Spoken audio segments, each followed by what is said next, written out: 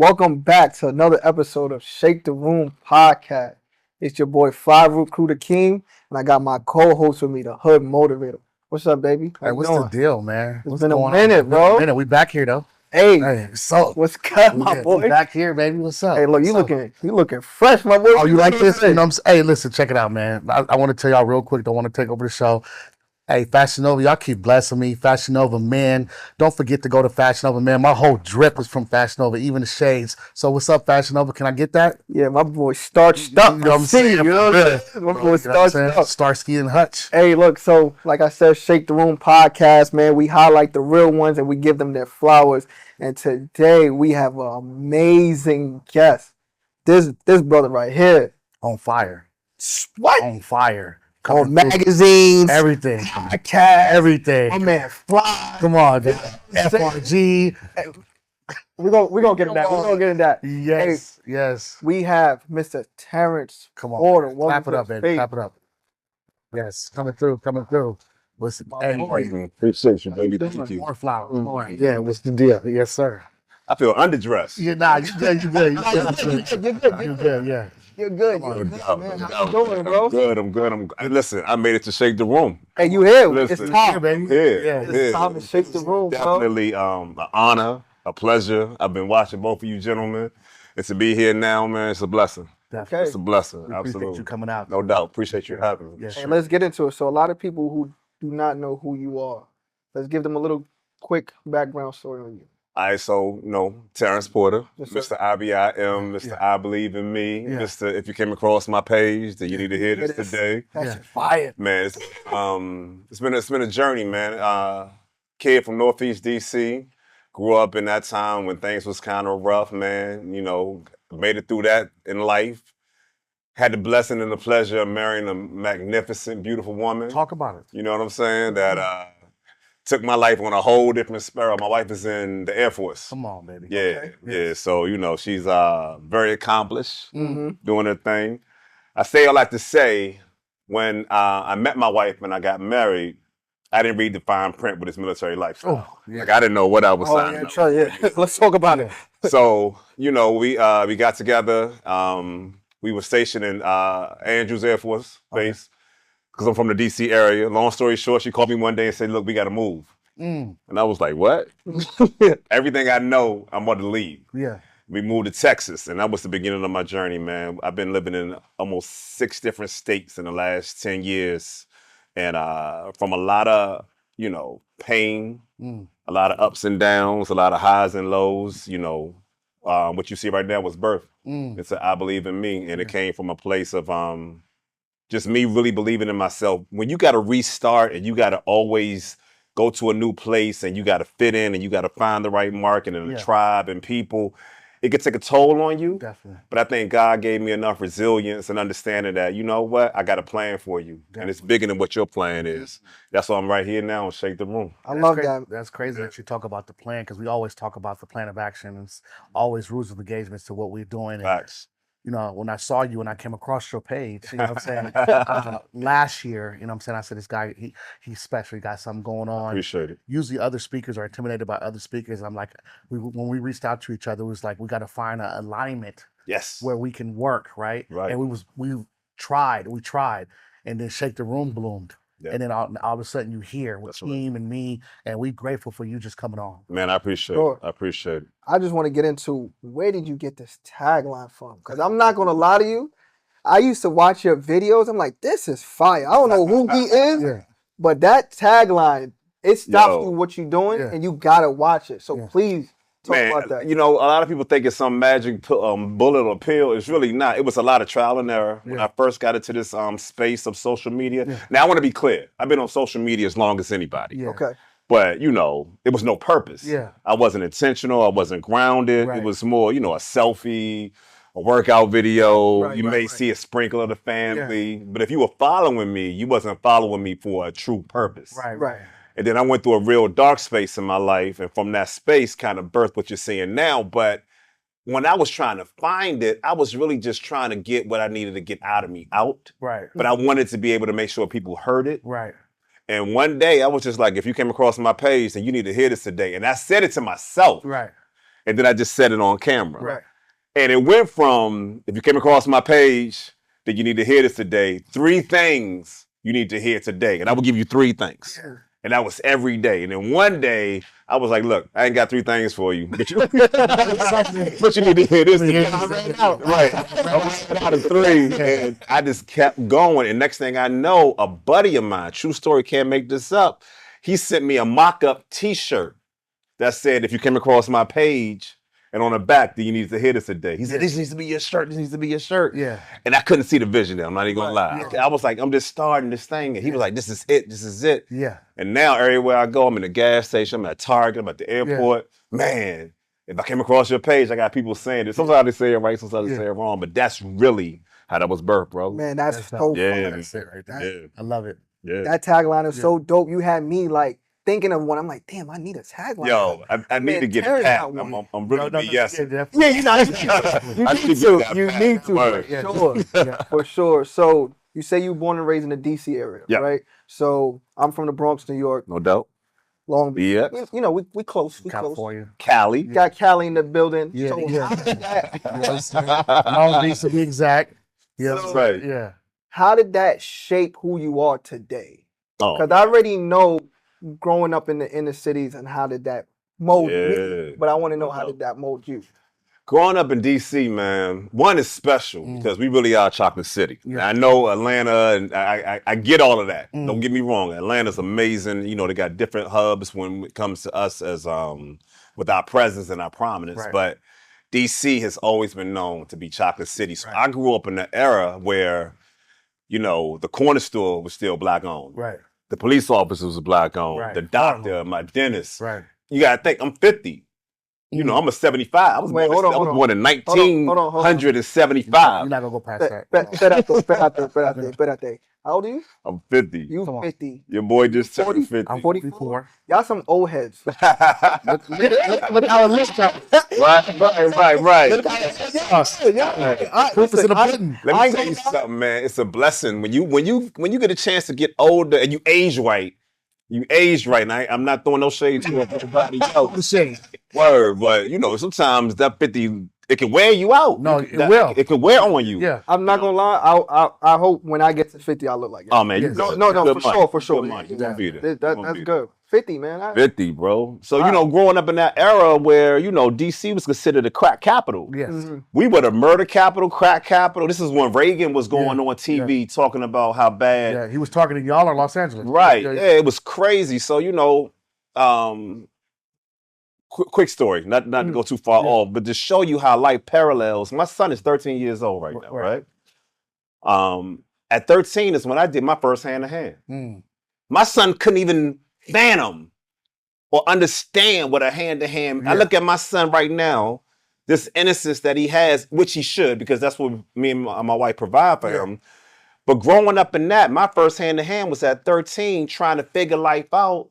You know, like I got the typical hood story. Didn't know my father. Shout out to my dad now, because I don't want to throw shade on him. But I didn't meet my dad till I was 35. Yeah. So, you know, growing up in that environment, my mother did the best she could. She got caught out there in that environment, and you know, things happen. But one thing growing up in DC gave me was a will to have resilience. It gave me a will to say I want more.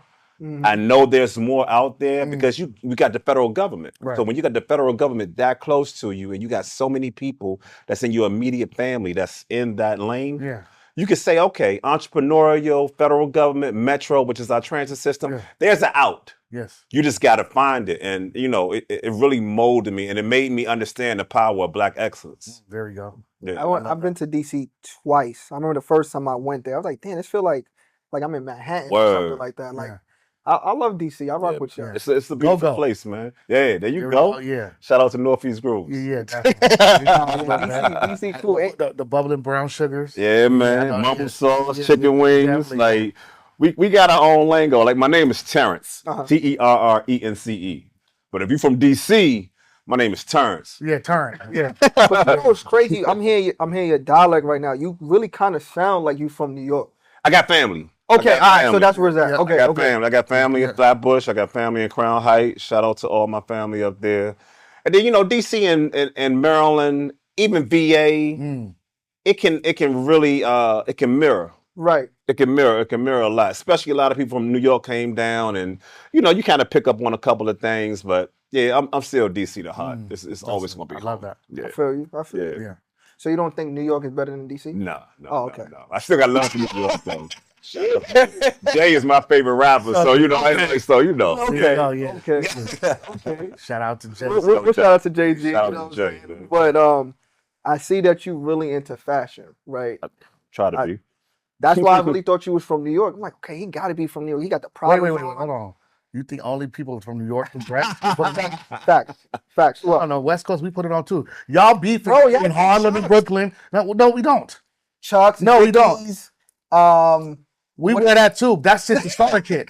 That's the starter kit. Well, right. So we do put it on. Right. You know what I'm saying? Listen, they used to. Okay. We looked at Vans. All that stuff kind of came from the West Coast at one time, and I could think back to when Snoop album first came out. We was running around with big old, the plaid shirts. Middletons. Yeah. You know, I got my phone posit game from DC. Oh, yeah. It came from DC. Yeah, because Wale. Wale, absolutely. Wale Let me tell you put it on. something. Phone posits and New Balance. I know Baltimore gonna try to front right now. But let me tell DC, we Nike boots, phone posits, and New Balance. That's us. Yeah, definitely. That is 100% us. We was doing that too. I know Jim. I know if Jim is watching, I know Jim would be like, I started the Nike boots. Yeah, nah. It's all us. I'm not gonna lie though. I know we are a little bit off subject, but Wale did bring out the foamies, foams, and all of those type of. He even did the song Nike Boots. Yes, he did. Yeah. He made a lot of sneakers popping. So I want to give it to y'all with DC with that, with the fashion and stuff like that. We kind of do mirror each other a lot. With New York, of course, we do. I mean, and the thing about our fashion is clean. Like sometimes it ain't got to be super flamboyant, you know. And then, you know, one thing about fashion, the older you get, that I'm really starting to understand. Talk about it. Yo, if you ain't in shape, I don't care how many designers you got on. You could be designing from head to toe. You can put a white tee on and look good. Hey, look good. Straight from Target. I remember back in the day. Look good and smell good. Back in the day, shout out to More Flowers right here, man. This is a dope brand. Yeah, that's dope. I remember back in the day, we used to be ashamed to tell how old we were. Now I'm the first one to say it. Man, I'll tell you. Because I see the youngsters, they look so old. Yeah. And I'm like, what is going on out there? I think what happened, man, the game switched. We grew up in an era where the hustler was glorified. Like, you know, to be the hustler was, not saying that's right. I'm just, you know, it just is what it is. But, you know, the hustler was the one I want to be like. I wanted to be the Rayful Edmond. I wanted to be, you know, whoever was the hottest dude then, because he had the gear on. He wasn't addicted to it. The game flipped. Yeah. Now these kids they want to use the drugs. The addicts. Right. They addicts and they looking crazy and there's no care about how you look. Like that is so critical, like your appearance. Yes. And I think us as fathers, if you got children, like I be in my kids' ear, like, yo, they're gonna see you before you speak. Come on. Then once you speak, you make sure that you are articulate enough to make sure that you can conduct yourself accordingly. However, your appearance is what they're gonna see first. Bio. Also, too, as speakers, we have to show that appearance first before we open our mouth. Oh, man. That we can carry that. It gets you into the room. And I tell people all the time, too, what you said about the gym, and me and Keem talk about it, too. Like, how you telling people to get their life in order, your life not in order. Man. I'm not that's not my show to target. We gonna do something else. I'm just saying, you know what I'm saying? We'll talk about something else. You see that heavy in the Christian community, too. Yeah, we see the pastor. And I never could correlate that. And I don't want to act like I'm the rock or nothing, because Lord knows I'm not. Yeah. But I look at like the pastor sometimes, and I'm saying to myself, like, I get it. Your prosperity and what you're talking, you can run circles around me with scripture. You got it. Yeah. However, you're not living what you're preaching. You're not. Man, your temple is out of order. Yeah, you're thinking, like, I look at you like you a cheeseburger away, come pastor. on, right? Come on. I mean, and then, you know, like, the thing about your leadership is that once you don't take care of yourself, you're leaving the burden onto your family when things that you could have possibly prevented. Right. Definitely. You know, so that's how I kind of look at it. And as black men, not to get off topic, because I know Keem has more to say, we need to take care of ourselves more because we are losing each other at an alarming rate because of prostate cancer, cancer, colon cancer. Just overlooking stuff. You know what I'm saying? Saying that, hey, you know, the machismo, I'm good. I'm not going. No, you need to go to the doctor, see what's going on, and make sure, because if you're the rock of your family, you got to be here the longest. You got kids, you got kids, you got grandkids, you got your wife, got all these situations that you got to look out for, especially if you're the head of your household. That's right. That's right. And it's not fair to leave them with that when you could have somewhat prevented it. It's all a part of discipline. Yeah. I mean, look, we all gonna have our moments, our cheat days and things of that nature. But once you get to a certain age in life, if you can't discipline what you're putting in your body, how can you really show discipline to show people to do discipline? Right. That's true. That's real. What you preach. Yeah. Nah, that's real. So with all of that being said, I know you say your wife is in the military. Yes. So you're what we said, the FRG. FRG. Yeah. Are you a part of the FRG meetings and stuff like that too? Well, I don't know. If the Air Force has do that. Yeah, they probably don't do that. So the Army has a program called for spouses when we leave. Yeah. That they have family readiness. Listen, I get do the that? email. Well, I'm gonna break it down. I'm gonna get it. But you got to think, my wife is an E9. Okay, right. So we shake hands. And, oh man, we shaking hands and kissing babies. Yeah. So she's up there, like chief in some cases, right? So when she first hit the position, I kind of knew what came with it because I've been with her since she was an E4. Right. So I seen the politics, I seen, the ups and downs, the highs and lows and so forth. But I was telling her, I get the emails, the cake drives, and, You be out there. Like, nah, I can't do it. It's not that I don't want to do it. He be out there wearing his white rank. So you are E9 then too? Yeah, so when you show up, they gotta listen to you. Yo, when so what happens? What happens is when I pull up, right? Yeah, because she's stationed somewhere else right now. I don't know if y'all know that. So my wife we've been separated for the last almost 2 years. We talked, Yeah, so when I went to her new base, they didn't know who I was. And she's in the middle of South Dakota, so ain't that many of us. So it's already like when you see one of us, it's like, all right, what's going on? But when I got to give my ID, of course it says E9 rank for her. Yeah, man. Oh, Chief Porter's husband. Come on, then, sir. Come on. That's a different feeling. I was a whole different feeling. Like right when I'd be like, nah, this calm. Yeah, I'm good. I'm good because one, I mean, to respect the position, she worked hard to get there, so I get that. But I see the politics that come with that, and that's a lot to take in. But I'm just a normal dude. I don't need all of that. You know what, man? I'm so glad that you do that because some husbands and wives, oh my God, they flex that, yo, this is my wife. Now I do over the top talk about how great she is because I'm just proud of what she's accomplished. Like when you've been there, and you guys have been there, you guys, when you see, and her being a black woman, let's just keep it all the way above. Let's keep it on, being all the way a black woman, making it to where she made it to, and seeing what she went through. Yeah. Like I was there for the late nights. I was there for the tears, and the last time she got looked over for her promotion. Like the conversation was, I'm done. Like she was supposed to be out 2 years ago, but then she hit it. So I talk about her in a light where I'm proud as a husband, as a friend, as a companion that she's done what she's done. But I don't like to flex when I'm around her people. And they can see that. I think I try to just be like, look, I'm just like you. Let's keep this even keel. We don't have to go over the top. You know who she is. Right. We know what she's done. Yeah. Let's keep it moving. And even her, she carries herself like that. And I think that's why she's so loved the way she is. That's dope. Yeah, it's very rare that you find leaders like that. Yes. You know what I mean? Yes. Because I've seen it. I'm still in. Right. And I've seen spouses where their rank. And I'm like, you didn't serve. Facts. You didn't do anything. You haven't been in the foxhole. You didn't deploy. You didn't do nothing with us. So don't come in here barking orders. Because who are you? Yeah. Listen, what you guys do, man. Like when somebody says, thank you for your service, that doesn't just hit me any kind of way. That hits me like with a ton of bricks because I really know. Like my son is an E4. He literally just came home from Jordan 2 days ago. Yeah. He called me when everything was going down, when they were bombing over there. Yeah. This is about maybe almost 2 months ago. Yeah. I'm coming off a plane, coming home from DC. True story, can't make this up. 2:00 in the morning, plane got laid over. He calls me he texts me from Jordan. And he was like, Dad, I don't know what's about to happen. They just bombed this base, but I want you to know you're a great dad. I hope I was a good son. Like, I mean, broke me down. Yeah. I had to pull over. Wow. I pulled over in the parking lot, called him immediately, like, you all don't have nothing to worry about. You are coming home. He's about to give me my first grandson. It was like, don't you talk like that. You speak life on yourself. You got a child to raise. You are coming home. So I say that to say again, from what you've done and what you put in the work and the time, I appreciate it. Right. Like I look at the military so much differently. No matter what the politics are in the world, there's still a certain honor that I respect when it comes to that. And there's politics all around the world. And I tell people all the time, I said, people judge the military off of certain things, but if you look at it on the outside, the military has the best business program. As you look at the echelon of it, how it's built and how they keep producing. But my question to what he said is about you doing the family readiness and all the other stuff. How do your wife take you being a social media influencer, motivational speaker? Wow. That was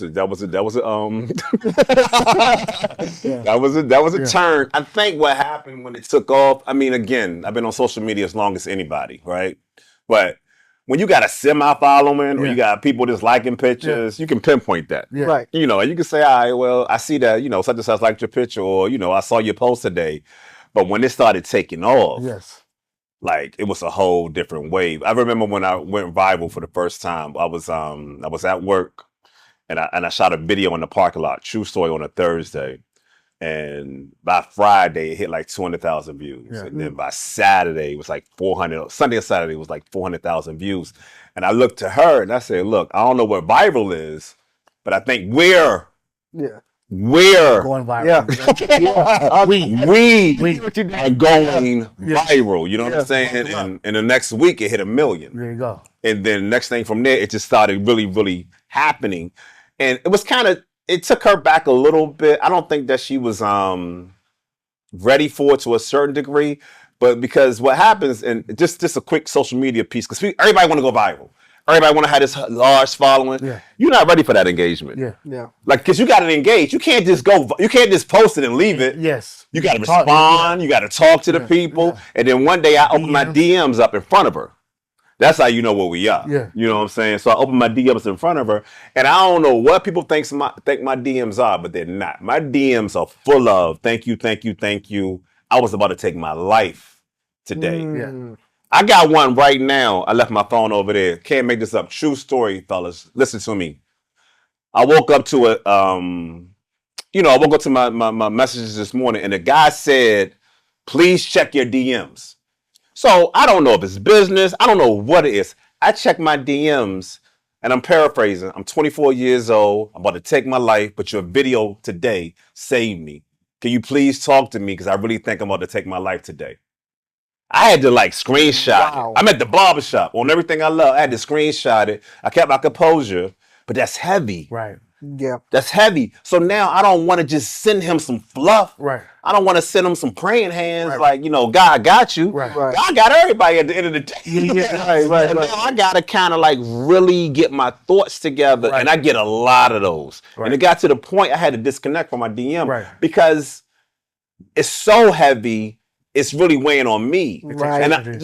And my blessing was just to give you the message. Yes. And I've already given you the message. And I thank God that it helped you not take your life. But this particular instance, I did hit him back. Yeah, right. I left him a voice note. Right. I didn't even try to write nothing back. So that's what I would do. So for me, I get a lot of DMs. I leave voice notes. So they know it's me. It's not AI. There you go. Hey, listen, I don't know you, but I'm going to support you, whatever I can do. Now, if it goes past that, I can recommend you to a psychologist or 911 or whatever like that. Yep. But I've been there before, and I'm like, God, that was me.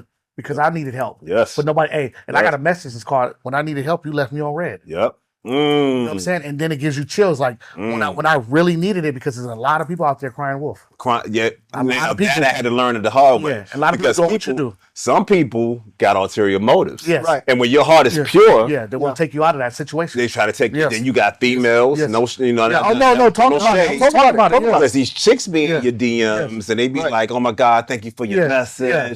And then me, and I'm a Pisces, so I'm a little naive. Wait, when's your birthday? March 6th. March 12th. Okay, Pisces. Yeah. That's me clicking. My daughter's birthday is March 6th. Okay. That's crazy. There you go. Well, Pisces game, baby. Let's go. Yeah. So we can be a little naive. Yes, we really see the good in everything. Yeah, I'm trying to see you where you are or meet you where you are. Yeah. And my wife used to always be like, "You so dumb." Yeah. Mine's the same thing. You might like you can't tell. I'm like, yeah, well, she maybe really needs some help. So now I may read it. Yeah. Praying hands. That's it. Or let AI. Everybody get praying. Yeah. Or let AI. Oh, you let AI. What is it? A monkey.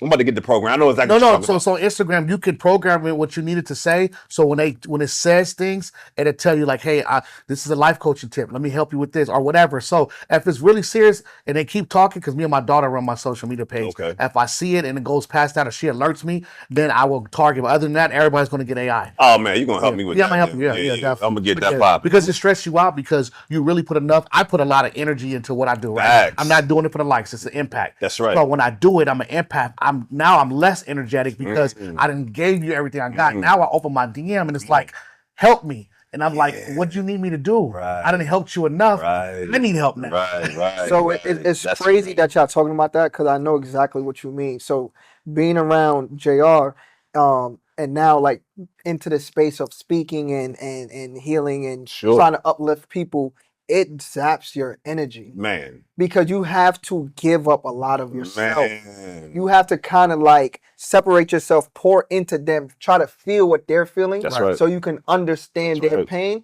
so you can deliver a message. When we went to the Steve Harvey camp, I saw that. I saw y'all. That looked amazing, it's yo. crazy. It was like, what, 500 boys? And we're pouring into them. By the time you're done, you're just like, oh, you that? I can only imagine. I'm pretty sure. But then when you get home, like what people don't realize too, just to add more to it. Yeah, I'm speaking this message, but let's say, you know, like myself, like all that production you see, that's all me. Yeah. Like all the editing, everything, lighting. Yeah, it's a lot of work. It's a lot of work. So that 2-minute video may have took almost 3 hours. Yeah. Just to get it to where I believe is presentable. Right. And now, you know, people are looking at your video going by. You got the haters. I mean, tons of let's them. call it buck a buck. Tons of them. You got the haters out there. Then, you know, and then you get these dumbass bots asking you, well, I can help you get your follower higher. I'm like, what? Yeah. And I'm organic. Yeah. Like, I didn't pay for nothing. Like, this is all pure organic. My analytics told me today I'm at 600 and like almost 20 some odd thousand views. Wow. In the last 30 days. Mine is 800 some thousand. See, so you're making 1 million. But I had a 1.5 million till I started to engage with someone that wasn't as positive as me, and it dropped me down during conclave. Yeah. So I had to override it and just drop and keep dropping until I break that algorithm. People don't understand, and I'm not trying to take over. No, you're good. You're good. I teach a class called The Algorithm of Your Life. Your life is like that. That's right. So when you hit stagnant and you see that someone or somebody's energy holding you back, which was I collaborated with someone doing a good gesture. People, the computer saw that it wasn't me being positive. It was some other stuff. It said, I'm not going to share this with the world. It stopped it. So I had to beat it and drop mass. And for 2 weeks, I was stuck at like 250,000 views in 30 days, which I'm always at between 800 and 1 million. Yeah. And that's a message that's pouring out to people. Of course. You know what I'm saying? Of course. Man, look, then you got to, dang, I know I want to go off something, but he said something so powerful. You got to align yourself with the right people. Yeah. Because I've had people hit me and say, yo, can you do this? Yo, can you do that? And I'll look at their page. And this is when that discernment and maturity kicks in. Because when you're hungry, sometimes you just start just jumping on everything. Right. And I've been hungry where I was like, okay, I just want to get on. If I get seen, then I can bring me into it. Sometimes, man, you just got to say no. It is power in no. Like, no. Like, I appreciate what you're doing. I see what you're doing, and I wish you nothing but the best. But I don't think we're aligned. But also understanding what your position in life is. Right. Everybody, like right now, the rhetoric is everybody has a camera on their phone. So you can say whatever you need to say. So it's a lot of nonsense. So I have a campaign calling, hey, take these cameras away, take these mics. Now you have people that, you sound good on the camera and on the phone. But when I put you on the stage, you sit the bed. It's got to correlate. Now you don't know how to navigate the crowd or your audience, right? So that's another gift that God gave us to say, you know what? Behind this phone, I'm gonna beat you at another level. That's right. And I'm gonna beat you at this level. That's right. Because you could keep your phone and you can keep tweeting from inside the house. That man saying something. I'm excited because like he said, I saw you almost a year ago, and then we started to talk. And I didn't want to seem like a fan, and you didn't want to seem like a fan. But I'm like, man, I like you. Like my shit. We come back and forth, and I'm like, well, whatever God wants from us, we're gonna do. It's gonna happen. It's all timing. Everything. And you know what's crazy about that correlation to the stage, man? I always talk about my story, like. You know, I was the kid that was doing Parents Just Don't Understand in the talent show. Right. Fresh Prince, not even Will. Fresh Prince. You know what I'm saying? I remember when I won that talent show, and I remember that feeling. Yes. So if God was aligning me then, I had to be every bit of maybe 11, 10. And I'm doing parents just don't understand that the elementary talent show. When I won that, then I went to junior high, became the class president. Yeah. Then I was in a rap group. Can't rap, but I was in a rap group. But look, we had to rap. And whoever won in the whole city, LL came to the school and gave out K-Swiss. True story, can't make this up. So me, my man, Kevin and Tony, we formed a group. We rapped. We won. The news came out. LL came out, gave shoes away. All this craziness at that time in life, but it was just steps. God was like, this is you. He preparing you. He preparing me. So if I can get in front of a camera, I know I can get on the stage. Right. Because I'm going to talk to you. I don't care if it's 2 in a room or 20 in a room or 200 or 2,000. Right. I'm going to give you everything. Same message. Bring that same energy. I'm going to give you that same energy. And that energy really means something. That's why when it comes to the speaking game, it's a lot of cats out here that's really killing it. Yeah. And I'm very proud of them. I'm very happy for them. But you know the real from the fake. You know who's there to get a check. And you know who's there to impact and get that check. Exactly. Because when you impact, the check is going to come. It is almost just like it's a byproduct of what you do. Your brand. It's who you are. There you go. You know what I'm saying? Yeah. There you go. It's like the same. What's the saying? If you love what you do, it's not a job. It's not a job. Yeah. Absolutely. And it's your gift. A lot of people are forcing the speaking thing, and it's not. God didn't call you to speak. Yeah, man. You just got a mic. Right. You just got a telephone. There you and go. you saying what you need to say because you're trying to catch the wave. Facts. That ain't your gift. God didn't tell you that. Maybe your gift is something else. And that's what I basically tell people. I tell them all the time. I said, my dad is a preacher. Both my grandfathers were ministers. I tried to run away from that. Yeah. I didn't want to be this. Right. I couldn't even fit his shoes. God was like, you don't have to. Get a different pair. That's right. That's right. So now I do the Hood Motivator. That's right. Yeah. I kind of get it from my mother. My mom, oh man, amazing smile, beautiful, charismatic, has the gift of gab. Could have been a comedian. Yeah. Like, I don't know. Like, I always look, me and her always have like deep conversations. Like, Mom, you could have definitely been on stage somewhere. And I kind of know whatever God had for her, he was like, may not have hit her, but I got you. Yeah. And I could just see it. It's a mirror. And people that always see what I do, that know my mom from when she was a child, said, oh, yeah, he got it. Yeah, he got it. He got exactly what you got. Yeah, so my mom, shout out to her. She's amazing. Shout out to his mom. Shout out to mom. Shout out to mom. So you also building a brand, right? So you on social media heavy. And I know that you just wrote a book. That's right. Thank you. So let's talk about the book, man. And congratulations on the book as well. Thank you. Thank you. Yeah, man. It was a labor of love. I can't even lie to you. It was one of those things, even as a speaker, I'm not even ashamed to say it. I overthought it. Yeah. I overthought that book for years. To the point where when I released the book, and it's an ebook, and it's a short read, but it's impactful. But when I released it, versus getting congratulations, I got more it's about time, finally. Oh my God, you should have been did it. Yeah. And you know, sometimes you could be your own worst enemy. You could be in your own way. And I hope, I pray, you know, through my testimony of why it took me so long, it will help somebody say, you know what, let me go out there and do it. Because once I did it, now I've done it, I'm so ready for the next one. Oh, definitely. I can see it differently. I know the approach. Right. I'm going to audio, I'm going digital, I'm going hardback. But, you know, I wanted to make it practical. I wanted to make it easy to digest. And I also wanted to make it where you can read it and take things away from it. Right. Like you can read my book and say, you know what? Okay. Right. Affirmations, yeah, we've heard that a million times over. However, I don't care how many times you chant, sage, cross your legs and yell to the sky. If you're not taking action, you can cancel Christmas. I just talked about it on my last podcast. You can cancel Christmas. Like, you got to take action. Action is what we're doing right now. When you called and said, yo, I need you on the podcast, right, I'm there. That's action. When they called and said last week, I need you on the podcast, that's action. Kim, shout out to her. When she told me she got different things that I think I can see you doing, that's action. And then, let's say nothing is happening for you. What I normally do when I feel like things are not working for me and things are low, or I feel like I'm in a stuck space, I create. Yes. I create. You're going to start seeing, if you come across my page, a whole lot more. Yes. If you ever start seeing it going, bop, bop, bop, bop, bop, bop, bop. That's me. He said the other day, he said, you went OD. Yeah, because I came back and I felt like, because I'm competitive. Sure. And when I'm stagnated, I feel like I'm not creating. And creating is my safe space. That's right. As a speaker, as a life coach. And I feel like if I can't create, I'm the Napoleon. I am the Disney in my head of this speak. I am the new generation of speak. I have to show you this rhetoric. Word. Right?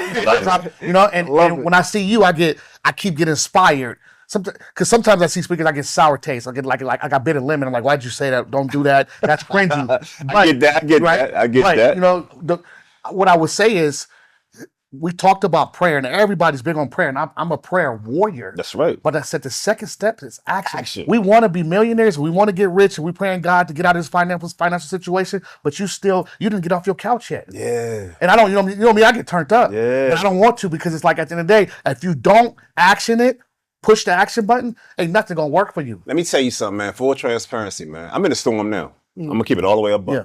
I'm in this, I don't know if you want to call it performative. If you really knew what was going on behind the smile, and if you came across my page, but I screenshotted where I was at financially. Yeah. I screenshotted where I was at right now in life. And I said, you know what? I'm going to hold these screenshots until that day I turn that corner comes. And that takes some real, like, you gotta dig deep. Right. You got to. Because one, you don't even want to face where you are. Mm-hmm. You don't even want to say I'm here. Right. But if you are there, you better embrace where you are, and you better get up out of it. It's crazy. Like, you might have been here a couple hours ago, because I talked about get in front of your ugly. That's right. You got to get in front of it. You got to tell, like, listen, your trauma and your pain is your lesson. That's right. When I was going through what I was going through, as when I went bankrupt, and it connected back to my PTSD and my mother and everything I had was going on, God was like, tell your story. That's right. And when I started to tell my story, it was therapy for me. I didn't know who I was reaching. Man. And when I started to reach, like, I told Keem, I said, to get to where I'm at right now, I took 6 months out of my mortgage. But people don't see that, because they see this, they see the flying. I said, you don't know what we got going on to get to what we just got signed. They don't know the negative accounts. We just got signed. Come on, man. And we ain't seen no residual from that. Right. We believe it's gonna happen, because we keep putting the work in. We getting paid right now. Man, you got to. They don't see it. You gotta walk it and faith it like it already is, man. And one thing what I just heard when you said that, and I say this a lot, but I'm gonna say it to you. You weren't telling your business. You were telling your story. It's a difference. Yeah. You get up here, you get all, woe is me, and talking bad about people. No. Nah, I'm up here telling you, I'm low just like you low. Yeah. But I'm here. Yeah. I'm still getting up. Yeah. I'm still making it happen. And that's what separates the people that are doing it, that are the people that are not doing it. Even the people that we admire, that have made it to the pinnacle of whatever position they are, they went through lows and highs the same way we did. But they just kept. Sometimes consistency will just win the game. You know the crazy thing about this too is falling in love with the grind. Yes. That's the difference. You understand what I'm saying? It's falling in love with what you're doing and knowing that I believe so much in myself and in my ability. That's right. I know this is going to pay off. I love this. I love to be in the gym. I want to put up 1,000 shots. I'm here. Because I know once I get in the game, it's a wrap. It's over. It's a wrap. You can't guard me. And let me tell you something too. I'm about to move the room, because this is what we do. I'm a life coach. Stop trying to be perfect. That's right. Just put it out. Terrence, put it out. You already doing it. Just put it out. You already got the material, baby. Man. Put it out. Look, listen to me. Come on, talk to me. Put it out, because when you put it out, content is your life. You're not creating content. That's right. It's my life. Right. So when people trying to beat me at my game, I say I wake up I get to the money every day. That's right. I got affirmation. He come out. I got affirmations on my mirror. I say it. I cry to God in my shower. God is telling me I'm one speech away from turning this stuff upside down. Right. And whoever with me, they with me. And if you doubted me, I need you to doubt me. Right. I need you to judge me. That's right. You need them to judge you. Man, listen, what you just said was so powerful. When I tell you, people always ask, because I get the questions all the time, like, how did you get the following, and how do you do this, and how do you do that? I'm like, I just shot it. Yes. You just got to do it. You just literally got to press, record. It ain't always going to be a perfect hand day. It ain't always going to be the perfect lighting. And those are the videos that go viral, that go crazy. Let me tell you, Social Proof Network. Shout out to Dave. That's the guy on that. That was a pinnacle turning point in my career with the social media aspect. I was looking at a podcast with him talking one day, and he said, look, that video that you done spent all the money on, the lights is right, you got the videographer, the sound is good, that video is going to flop. But that video, when you sitting in your car, it's gonna go. And you telling the truth, it's gonna go. It's gonna go. And that's really how the thing about the social media piece that I've learned, we don't know what's gonna go. Right. Nope. I may have an indicator to say, okay, this may touch some people, but the one that I least expect, I promise you, it's always the one that go. Right. And I don't try to be perfect with it. I just try to make sure when I deliver it, it's digestible. People can really say, you know what? This man is coming from a place of pure sincerity. Because I don't want to just be performative with that. No. Like, that's why I never write it down. Yeah. That's my Jay-Z in me. Everything Everything I wait to. I swear to you, I mumble it. Yeah. I think about it. That's it. Yeah, I get it's a bullet. I was listening to something on the radio today and it hit me. I get that notes. I call Siri. Yeah. Siri, put this in my notes. Yeah. I look at it. I mumble it. Yeah. I go through it. I spin it. It's a bullet. I just go. And I take a Tupac philosophy with my content. Let me tell you that. So back in the day when I first started, when I was trying to figure this thing out, I would change my shirt, change the outfit, do a video. Yeah. Nah. Yeah. You getting the same shirt. Yeah. Same message. You getting the same shirt. Yeah. You may get 4 or 5 different messages. Come on, dog. But you getting the same shirt. Yeah. I'm not going back looking at it. I'm not critiquing it. I'm shooting it. It's gone. Next one. It's gone. Shooting it. Gone. Next one. Yeah. Shooting it. Next one. Gone. When I'm ready to edit it, then I edit it. Hey, I'm gonna tell you what I do after that. So I shoot it, edit it, and once it's down the drain, I can't bring it back. There you go. That's it. There you go. Because it's gonna be somebody that don't like it, and it's gonna be a lot of people who likes it. So at the end of the day, I don't care. Yeah, but maybe stand. Okay. When I first started, I would ask people, what you think about? Nah, I don't even ask no more. He don't act nothing. No, he is. Bro, he calls me and him and my dad is and some of my friends are critics because they want me, they see me outside of Jayr. And I get I don't care. Let it. Because at the end of the day, I love it. Let me tell you something. I used to ask, shout out to my baby mom. I'll ask my wife, Lord have mercy. When I tell you this one, she can be one of those, Lord. Yeah. But anyway, I used to ask her. I used to ask another buddy of mine that's a videographer, which is the worst. Shout out to my man Ronaldo. I love you, Ronaldo. I would ask him, and he got the eye. Oh, look at that. So it's got to be a certain way, and it's got these shadows right here. Man, one day I shot it, and I just started doing it, and I just really took that. Pac was in an interview, and Pac said, "Look, I'm a rapper. I ain't got time to be in here making beats. I ain't got time to be doing hooks. Just throw any beat on and let these engineers and all these people." That's why he would lay like 6, 7 songs a day, because he would leave.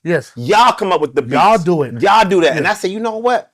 I'm going with that. That's it, bro. Then, to show you insult to injury, I'm working a full-time job. So a lot of my videos y'all see, all that's being shot on Thursday. Because Thursday's my day off. Sergeant time training. I got it. Thursday's my day off. I told him Thursday I don't do nothing. Then I gotta take them boys to practice, or I gotta get them boys ready. Because wifey's gone, so it's solely me. So that house gotta run in a certain way. So when you really get into this world, you better get your timing right. Come on. You better get serious about what you want to do. It can't be no fly by night. You gotta make sure that when you do it, you're doing it with passion, sincerity, and you are going for it. And consistency. And keep it going. You said something that I just want to switch gears real quick because my bad. I know we said. No. You good. So being a military spouse, right? No one really take the time to see what you guys go through, because like me being in the military, I'm on go mode. You know what I mean? You can send me from here to Denver to whatever. We getting up, we going. Ready to go. I never really sat back and asked my wife, like, how do you feel about this? What are you going to do? What is your adjustments like? So for those people who don't know what it's like to be a spouse of someone in the military, can you just kind of like open up the lines real quick? Absolutely. Especially if I could talk to the men, because we're 1%. Right. Same way at E9, or I forget the highest ranking unlisted for Army, whatever that percentage is that's so low, being a spouse and a man, I'm in that 1%. Right. Because normally you'll see a lot of wives following their husband. I'm an anonymous being, a man. So what I would say, being a black man too. So what I would say is, one, know what you signed up for. Right. Know what I say that jokingly all the time, but I really didn't. Yeah. I didn't understand military culture, because when we started moving, I would go other bases and I would talk to other spouses. Yeah. And they'd be like, yeah, she got orders or he got orders, but I'm staying. I got a job here now. I opened up a business here now. So we're going to make it work from a distance. Me and my wife was always in the mind frame of, okay, you go, I go. I just kind of thought that's how it's supposed to be. Not until I learned more about the culture. Secondly, once this person starts to climb in these ranks, and they're serious about their position, because just like any job, you got people in the military that be Bojangles. They don't really want to be, you know what I'm saying? But if you got somebody that's really doing it, know who you are. Yes. You got to find your identity. Yes. Because their identity it's embodied with the military. And and then if they really have a real strong spirit where they are golden outside of the military and they're golden inside the military, and you don't know who you are, right, you're gonna be left behind. You're gonna be overshadowed. Yeah, you're gonna be, and this person may still love you all the same, but you better know who you are. I remember a quick story. I said this on another podcast, but I just want to share with y'all. Being a spouse, I remember one time in life, things for me was not going right. Nothing was happening the way I wanted it to. I mean, I was praying. I was mad at God. I ain't afraid to say I was like, what is going on? Like nothing is clicking for me. And he was like, look, this ain't about you this time. You got to help her get to where she needs to be. Yeah. And that was an opening moment for me because I had to really step back. Like sometimes you're stepping back, you don't even know it. But when you take that real conscientious step back to help your spouse close to the next level, right when I did that, though, everything that's happening for me right now came to fruition. But I would tell any spouse, man, literally know who you are, understand what you signed up for, find your identity, and support that person. Because your ups and downs and your highs and lows are different than my civilian life. Not saying my civilian life is not rough, but it's a different kind of life when you're in the military, especially when you're going through things, PTSD, deployments. My wife has been to Afghanistan. She's been to Kuwait. She's been to Iraq. Like she's been over there in the heart of it, at the beginning of it back in 2008. So I know how that was. My son just came back from Jordan. Like you got to understand that these people are not going to be the same when they come back home. Right. It's just, they're just not. People don't understand. But you got to be ready for that. And you got to love this person enough to love them and meet them where they are and grow together post-life after the military. What year your wife joined? Oh, man. Naya should be 45 on the 21st of December. I met her when she was 22. So she joined like she was 20. Like a 2000, what year? Yeah, like 2000. 2, 3? No, like 2000. Yeah, maybe 3. Okay, so I joined in 2002 too. So because we're about the same age. I'm 44. So. Yeah. So y'all joined around the same time. The only thing I would add to that, man, is what I tell spouses, man, you got to find your own motion. If you do not find your own motion, that's where the problems happen. That couples with that whole knowing who you are. Yeah, because you'll watch someone be successful and you love that person, but you know you're still a human being. So you're still like, damn, why not me? Like you were saying, I'm just echoing what you're saying, but you gotta find your own motion so that way now we can break bread together. Facts. And financially, it's a big jump. Like, True. I mean, full transparency, I ain't been breadwinner. I mean, we've had times where we've been evenly yoked. Right. But, you know, she's an E9. You know what I'm saying? Like, major. She's really doing her thing. And no matter what is going on in this world, ups and downs, highs and lows, disasters, the first and the 15th, she gonna get paid. She get paid. Yeah. Stability. Coming. I have to reset. Everywhere we go, I gotta figure it out. It took me 3 years to get to shake the room. I want you to understand what I'm saying. I've been in Tampa for almost 3 years, but I'm just meeting you now. So how many ups and downs and adversities and trying to figure out and trying to find the right people. God bless Kim, man. I always give her shouts out because Dr. Delatoro, I went to, shout out to him too, shout out to Doc. I went to one of his presentations. Just coming off of COVID. I was sick, but I was like, I got to make this thing because I know, this is how I know God had me. I said, God, just get me in the room. Yeah. I probably can't afford what he's about to hit me with. Yeah, definitely. Because my man be hitting you in the head. I love you, brother. Yeah. I was like, even though I wanted to in my heart, I wanted to do what he wanted to do, but I was like, I just can't do that. But long story short, I remember going to that event. I was like, God, just get me in the room. Just get me in the room. If you get me in the room, I know you're going to take care of me. Got in that room. He gave me love, which was a blessing. But people were like, who is this guy? Just some people knew me from social media. Kim ain't say a word to me. Like, sitting right in front of me. Didn't even acknowledge me for real. But, you know, at the end of the night, we kind of exchanged numbers. And I said, well, you know, what do you do? And then we kind of started following each other. And then she had that event coming up, when she did the podcast. Yeah. And she asked me, could I speak? And I was like, man, hell yeah, just say the word. Like, I'm there with skates and wings. I'm ready. Yeah. Right. But that led to where we are right now. So I say to you, sometimes it doesn't matter if you're not qualified to be in a room. God already qualified you. Just get in the room. Get there. I always talk about get in the room. Just get in the room. When you are in the room, things happen. your presence your aura, who you are. Talk to people. Don't get in there and start closing up, thinking that you better. You got to open your mouth. And I think, honestly, when God got his hand on you and that aura's on you and that gift is in you, people come to you. Right. Yep. And your spirit will show. Like, so you get in these rooms, the two things that happen. Either people are going to distance themselves or close the distance. There you go. And the ones that distance is the ones you need to see. That's right. Because at the end of the day, you are who you are.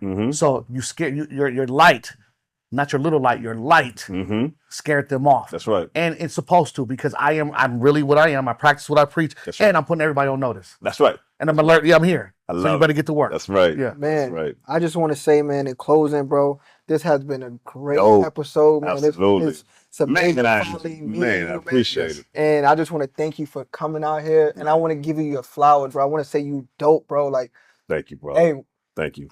You are what I aspire to be when I get to your age, for real. Like, you see, I'm sitting back. I haven't really been saying much because I'm taking in so much gems. So thank you for the gems. Thank you, Jayr, always, man. Bless, man. I love y'all, man. Absolutely. Thank you. This has been an amazing episode. Do you got any last word? Yeah, man. Listen, you can follow me on social media at MRIBIM. That's Mr. IBIM, Mr. I Believe in Me. My book is on my website at MrIBelieveInMe.com, MRIBelieveInMe.com. I got a lot of speaking engagements coming up in this Tampa area. I'm going to be definitely holding ground and holding stages with these two gentlemen right here. If you want to sit down and do a one-on-one session with me, if you want to sit down and talk about where you are, where you're going, how can I help you get there, please book a session. I would love to sit down and talk with you. And it's been an honor and a pleasure just to be here today. Thank you. Boom. Hey, remember, we don't just talk. We shake the room, baby. We out of here.